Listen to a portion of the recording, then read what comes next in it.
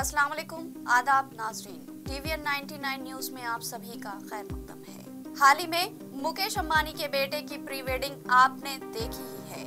अब मुकेश अंबानी के बेटे की शादी में क्या होगा और किस तरह की तैयारियां होगी, इसकी तफसीलात कुछ इस तरह।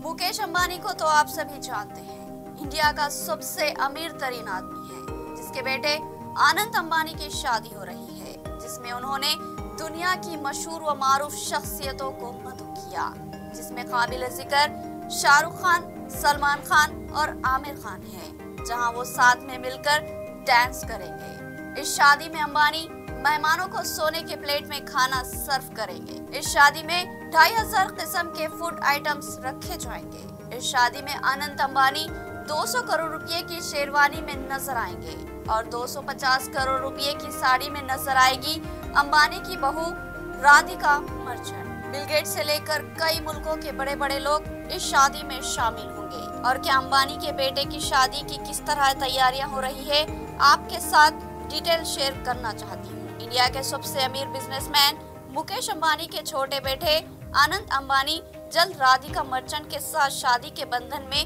बंधने जा रहे हैं। तो दोनों की शादी की प्री वेडिंग सेरेमनी 1 से 3 मार्च तक गुजरात के जामनगर में हुई।